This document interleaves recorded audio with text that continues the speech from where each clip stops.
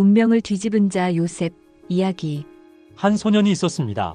형들에게 배신당해 깊은 구덩이에 던져지고 값싼 은 몇 잎에 낯선 땅으로 팔려간 아이. 그곳에서 노예가 되었고 억울한 누명을 쓰고 감옥에까지 갇혔지만 놀랍게도 그는 세상을 구하는 자가 되었습니다. 단 한 번의 꿈, 그리고 끝까지 포기하지 않았던 믿음. 이 이야기는 단순한 고대 전설이 아닙니다.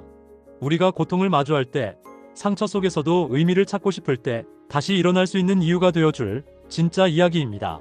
배신과 눈물, 용서와 회복, 그리고 운명을 뒤바꾼 한 사람의 일대기. 지금 요셉의 놀라운 인생을 만나보세요.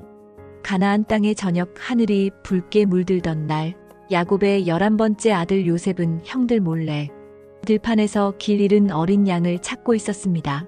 그의 맑은 눈에는 두려움보다는 호기심이 가득했고 조심스러운 발걸음에는 어딘가 자신감이 엿보였습니다.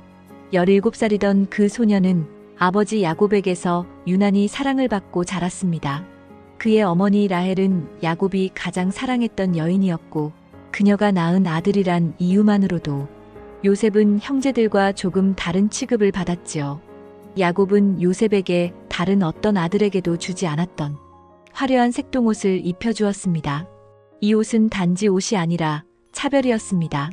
형들은 그 옷을 볼 때마다 마음이 들끓었습니다.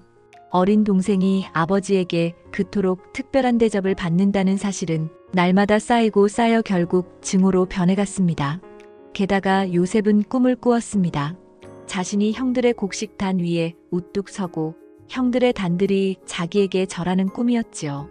그 꿈을 자랑스럽게 이야기하는 요셉의 모습은 형들의 마음을 더더욱 자극했습니다. 그러던 어느 날 형들이 세겜 근처에서 양을 치고 있을 때였습니다. 야곱은 요셉을 불러 형들의 안부를 살피고 오라 했습니다. 요셉은 기쁜 마음으로 먼 길을 나섰고 형들이 있는 곳에 가까이 갔을 때 멀리서 걸어오는 그의 모습이 보였습니다. 형들은 서로 눈짓을 하며 속삭였습니다.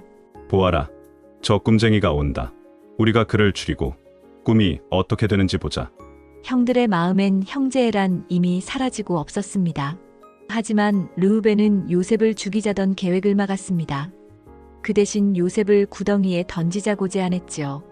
형들은 요셉의 화려한 옷을 벗기고 거친 손으로 그를 깊은 구덩이에 던졌습니다. 요셉은 땅에 부딪혀 정신이 아찔했고 하늘이 멀어 보였습니다.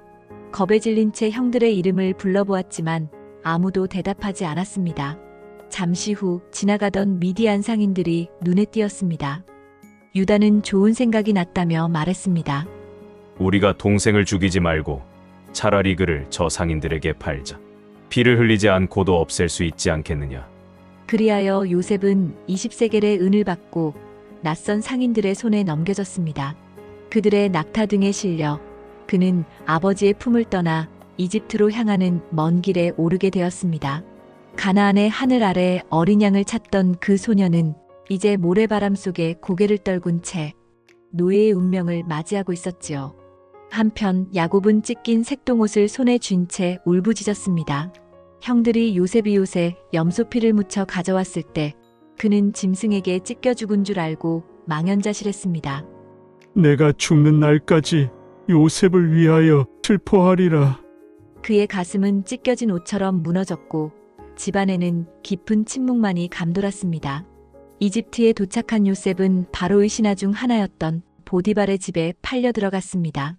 처음엔 눈에 띄지 않는 노예였지만 요셉이 손을 대는 일마다 형통했습니다. 그 안에 무언가 특별한 지혜와 정결함이 있었고 보디발은 곧 요셉을 가정 총무로 세웠습니다. 그의 손길이 닿는 곳마다 복이 내렸고 집안은 날로 풍요로워졌습니다. 그러나 평화는 오래가지 않았습니다. 보디발의 아내는 요셉에게 은밀한 눈길을 보내기 시작했지요. 그녀는 요셉을 유혹하려 했고 요셉은 그때마다 거절했습니다. 내가 어찌 하나님 앞에서 이 큰 악을 행하겠습니까? 그러던 어느 날 그녀가 그를 붙잡자 요셉은 옷을 남겨둔 채 도망쳤습니다. 그 일이 화근이 되어 그는 무고하게 감옥에 갇히게 되었습니다. 감옥의 차가운 돌벽 아래서도 요셉은 불평하지 않았습니다. 감옥 안에서도 그는 성실했고 간수장은 그에게 일을 맡겼습니다.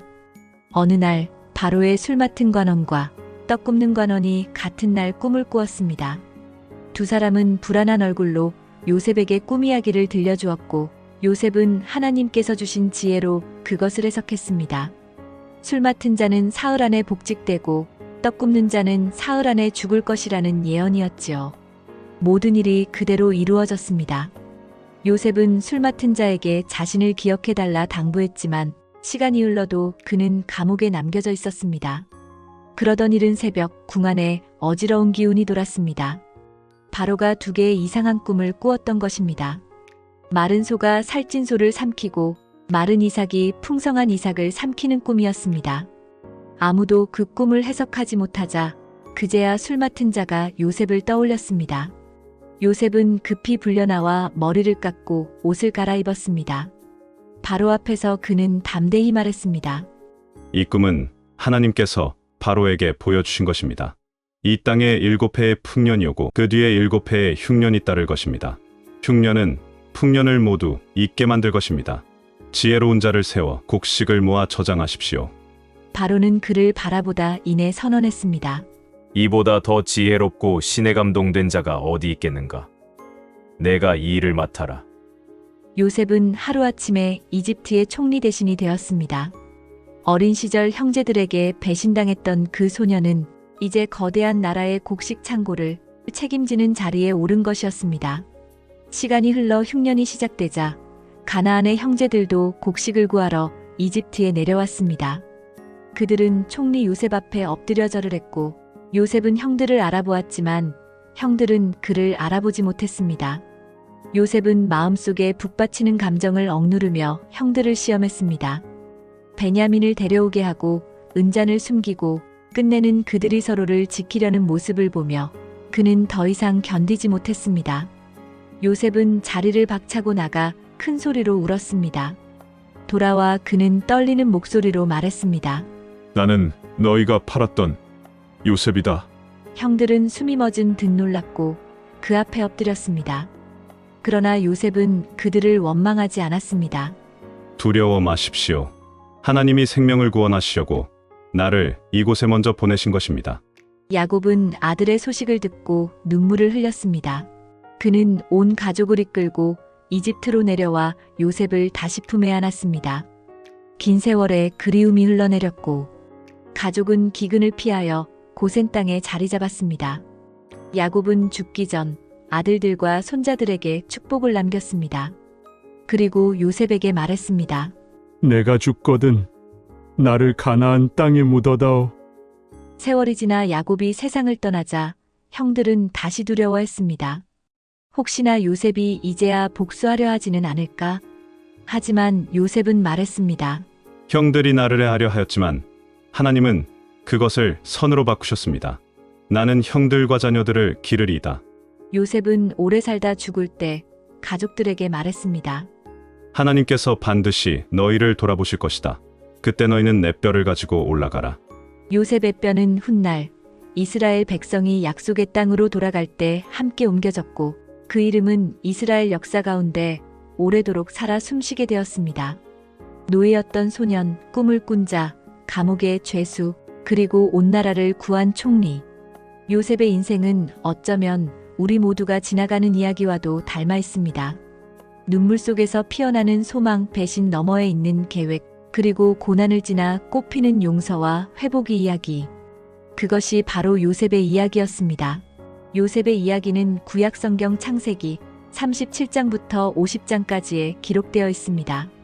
인간적인 눈으로 보면 요셉은 어린 시절 형들에게 미움을 받아 노예로 팔리고 억울한 누명을 쓰고 죄수로 감옥에 갇히는 불운한 인생을 산 사람입니다. 하지만 성경은 이렇게 말합니다. 여호와께서 요셉과 함께 하심으로 그가 형통한 자가 되었다. 창세기 39장 2절. 고난 속에서도 하나님은 요셉과 함께 하셨고 요셉은 그 믿음을 놓지 않았습니다. 시간이 지나 그가 총리가 되어 형들을 다시 만났을 때 그는 이렇게 고백합니다. 당신들이 나를 이곳에 팔았다고 해서 근심하지 마소서. 하나님이 생명을 구원하시려고 나를 먼저 보내셨나이다. 창세기 45장 5절 그리고 그는 형들을 용서합니다. 당신들은 나를 해하려 하였으나 하나님은 그것을 선으로 바꾸사 많은 사람의 생명을 구원하게 하셨나이다. 창세기 50장 20절 요셉은 고난 속에서도 원망하거나 복수하지 않았습니다. 오히려 상처를 넘어 하나님의 뜻을 이해하고 용서와 섬김으로 큰 구원의 통로가 되었습니다. 이 이야기는 우리에게 묻습니다. 당신은 지금 어떤 구덩이 안에 있습니까? 억울하고 외롭고 이해받지 못하는 상황에 있다면 요셉처럼 지금도 하나님께서 당신과 함께하고 계심을 기억하세요. 상처받았던 과거도 끝이 보이지 않는 기다림도 결국 모두가 하나님의 선하신 뜻으로 엮여 당신의 인생을 새로운 자리로 이끄는 씨앗이 될 것입니다. 요셉의 이야기는 단지 먼 옛날의 이야기가 아닙니다. 오늘 이 시대에도 고난 속에서 다시 일어나는 우리 모두의 이야기입니다. 다시 꿈을 꾸세요. 믿음으로 버티세요. 그리고 용서하세요. 요셉처럼요. 지금까지 요셉의 이야기를 해보았습니다. 혹시 요셉의 아버지 이야기가 궁금하시다면 위에 동영상을 눌러주세요. 그럼 야곱 이야기에서 계속 만나요. 그럼 구독과 좋아요 눌러주시고 야곱으로 넘어가 보실까요?